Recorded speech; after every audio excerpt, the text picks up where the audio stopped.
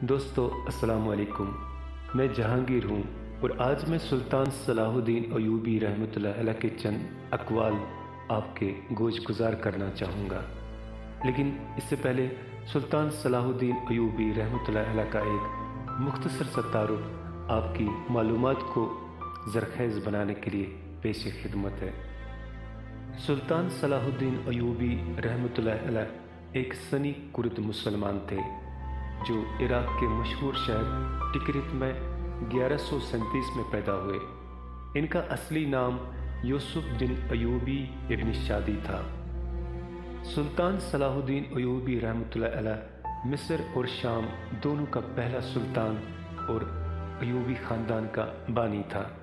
सुल्तान सलाहुद्दीन अयूबी रहमतुल्लाह अलैह ने लेवेंट तुर्की में सलीबी रियासतों के खिलाफ मुसलमानों की फ़ौजी मुहिम की क़ियादत की और वो तीसरी सलीबी जंग में एक अहम शख्सियत के तौर पर सामने उभर कर आए।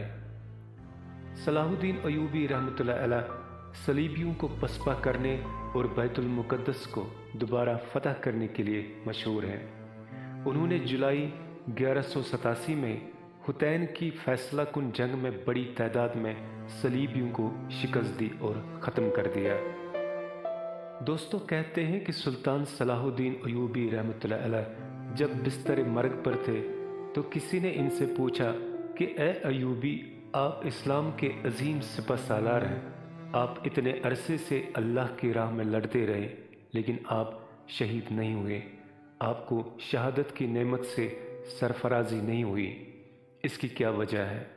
सुल्तान सलाहुद्दीन अयूबी रहमतुल्लाह अलैह ने मुस्कुरा कर जवाब दिया कि मैं उम्र भर अल्लाह की राह में शहीद होने की तमन्ना करता रहा, लेकिन क्या आप जानते हैं कि दुश्मन की तलवार मेरी गर्दन को नहीं छू सकती, क्योंकि बचपन में मेरे वालिद साहब मुझे शेख अब्दुल कादिर जिलानी रहमतुल्लाह अलैह के पास ले गए और शेख साहब रहमतुल्लाह अलैह ने मेरी गर्दन पर हाथ रखकर एक तवील सी दुआ मांगी थी।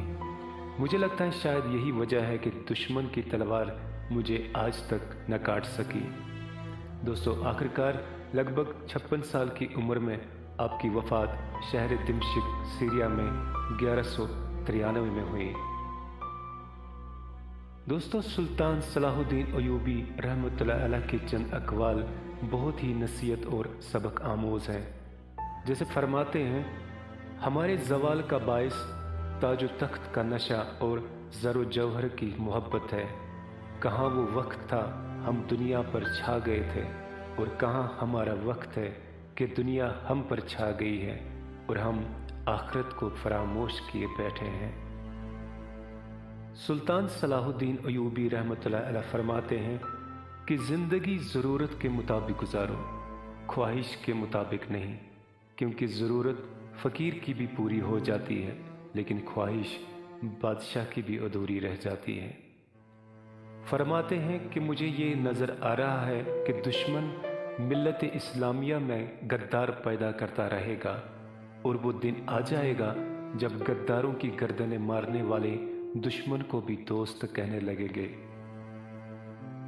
सुल्तान सलाहुद्दीन अयूबी रहमतुल्लाह अलैह का कौल है कि एक जासूस दुश्मन के पूरे लश्कर को शिकस्त दे सकता है, लेकिन एक गद्दार अपनी पूरी कौम को शिकस्त की ज़िल्लत में डाल सकता है।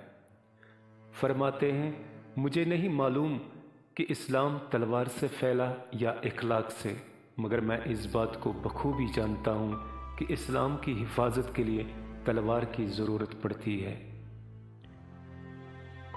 फरमाते हैं, हुक्मरान जब अपनी जान की हिफाजत को तरजीह देने लगें तो वो मुल्क और कौम की हिफाजत के काबिल नहीं रहते। सुल्तान सलाहुद्दीन अयूबी रहमतुल्लाह अलैह का मशहूर कौल है कि जहाँ रोटी मज़दूर की तनख्वाह से महंगी हो जाए वहाँ 3 चीज़ें सस्ती हो जाती हैं। 1 औरत की इज़्ज़त, 2 मर्द की गैरत और 3 इंसान का खून। सुल्तान सलाहुद्दीन अयूबी रहमतुल्लाह अलैह का पुरअसर कौल ये भी है कि अगर किसी कौम को बगैर जंग के शिकस्त देनी हो तो सिर्फ ये एक काम करो कि उस कौम के नौजवानों में फहाशी फैला दो। दोस्तों उम्मीद करता हूँ कि आप और हम सब इन बुज़ुर्गों की अनमोल बातों से ज़रूर मुस्तफ़िद होने की कोशिश करेंगे। अल्लाह ताला आप सबको अपने हिफ्ज़ अमान में रखे, अपना ख्याल रखे। खुदा हाफिज़।